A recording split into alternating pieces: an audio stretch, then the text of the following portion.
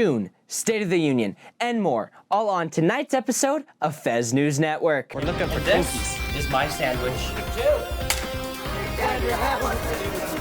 Over! Before approaches, I am once again asking for your financial support. Go to Upper Hills, I'm Michael.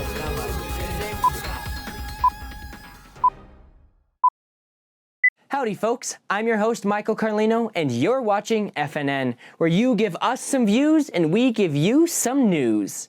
We start off tonight's installment with some breaking news. This past week we had some exciting reveals, such as set number 76271, Batman the Animated Series, Gotham City, with 4,210 pieces retailing for $299.99 USD. The set comes jam-packed full of references, including the great Condiment King. We also had a new wave of Mario sets revealed for Mario Day. The lineup includes set number 71436, King Boo's Haunted Mansion, with 932 pieces retailing for $74.99. Set number 71435, Battle with Ray at Peach's Castle, with 738 pieces retailing for $64.99. And set number 71437, the Bowser Express Train, for $119.99 with 1,392 pieces. We also received news that in 2025 we'll be getting LEGO Mario Kart sets. Stay tuned for any updates. And in other news, LEGO Ideas is currently hosting a brand new challenge. If we could turn back time. This challenge is looking for submissions based on classic 80s media, and the winning design will be made into a brand new LEGO Ideas set. There are so many possibilities with what we could get from this challenge, and I'm so excited to see what people create. Down below in the description should be a link to the challenge page. Hope to see you guys there. And that concludes today's segment of Breaking News. Just imagine getting a set based off a timeless 80s movie or TV show. Speaking of shows, the YouTube show host of the educational game, film, food, and style theory channels, MatPat, has officially stepped down as host with his final game theory video. It was a great look at John von Neumann's game theory concept and was a really heartfelt goodbye. Thank you, MatPat, for all the memories and ruined childhoods. And we're all excited to see what content you and the new theory hosts have in store for us. Now, let's move on to our coverage of the 2024 State of the Union Address. President Joe Biden addressed a combined Congress session with special guests on Thursday, March 7th, for the State of the Union. During his speech, the president addressed topics including the war in Ukraine, where he called out Vladimir Putin and further reinforced his commitment to helping Ukraine and their efforts. Finland and Sweden's new membership to NATO was touched on, as well as Alabama's IVF law and abortion. Setbacks to comebacks was a big theme throughout the address. Things like the Science and Chips Act and new governmental projects were mentioned. The economy was highlighted, including reduction in inflation, trickle-down economics, taxes, and junk fees. Biden also talked about education and ensuring that every child learns how to read by the 3rd grade. The border crisis was also talked about, with the president referencing Lincoln Jackson and asking Congress to send him the bipartisan border bill he's been negotiating for since November. Other topics were covered, such as marijuana laws, gun laws, climate change, AI, the Hamas-Israel war, and China. The speech concluded with Biden recapping his biggest points, looking to the future of our country. I believe in you, the American people. You're the reason we've never been more optimistic about our future than I am now. So let's build the future together. Let's remember who we are. We are the United States of America. With that, we now move from real-world politics to fictional space politics with our box office breakdown. Welcome to the box office breakdown. I recently sat down with a filmmaking friend of mine to discuss Dune in honor of the release of Dune 2.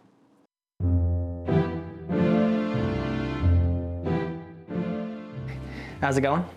Doing great. How are you doing? Doing well. I'm here with Landon. My name is Landon. Landon. Yes. He's one of our cinematographers here at CH Studios. Yep. CH Studios is my school's production company, which we're both part of. Mm-hmm. Well, we're here. Dune 2 just released. We're gonna go see it, California. Very excited. STN, baby. So in preparation, I watched it, and I know you just watched it, so... yeah, just watched it last week. I've been meaning to watch it for a while. It came out, what was it, 2019? 20, yeah, I think 19 or 20. I'm a little late, but I watched it, and it was great. I loved it. It was probably in my top 10, actually. Top 10, really? I would say so, yeah. Interesting. I can't name them all right now, but It's somewhere in that list? Oh, yeah. I found it to be very interesting. Like, of course, there's some parts where it was a little slow, then it would pick back up.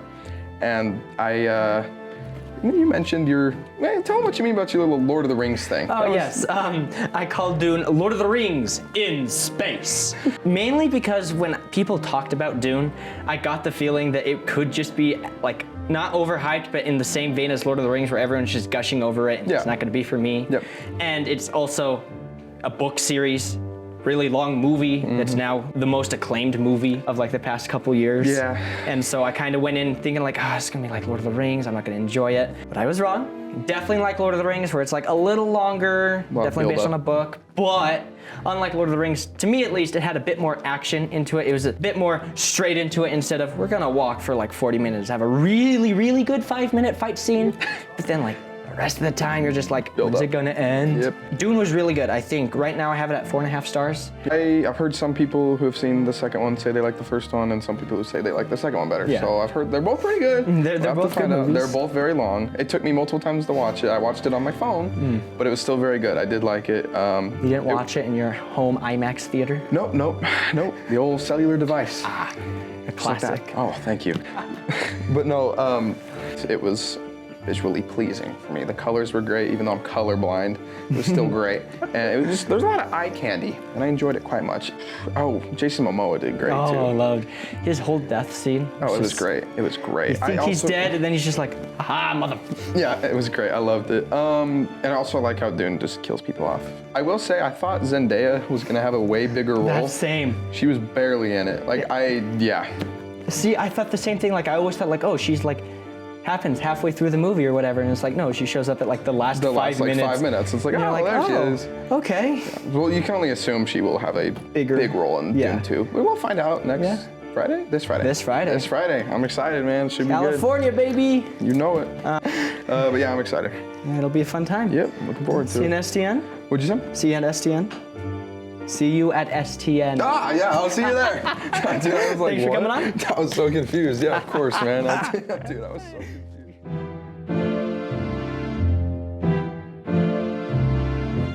Keeping on the sci-fi train, over the weekend, I rewatched Inception, and I can confidently say that it's in my top 3 favorite movies of all time. The writing is just so phenomenal. I love nonlinear storytelling, and this just takes the cake for me. The technical aspects were just so good all throughout the entire film, like that rotating hallway fight scene, so impressive. Definitely one of my favorite moments of the entire film. I think Christopher Nolan absolutely nailed it with this one, making it my favorite Nolan film and placing it in my top 3 favorite films. Well, that sounds like that's all the time we have for today. Those have been my movie opinions, and this has been the Box Office Breakdown. And that concludes episode 3 of Fez News Network. I hope you all enjoyed, and I hope you all have a great day. This is Michael Carlino signing off. Stay classy, YouTube. I don't know if it's like a phobia, but that sandworm makes me want to grit my teeth. Like, I'm sorry, but it's like once it opens up and like the really sharp teeth, I don't know, man. Anyways, it's just... So are you getting a Dune popcorn bucket? Dude, I would love to get my hands on one. That would be great. To use for popcorn.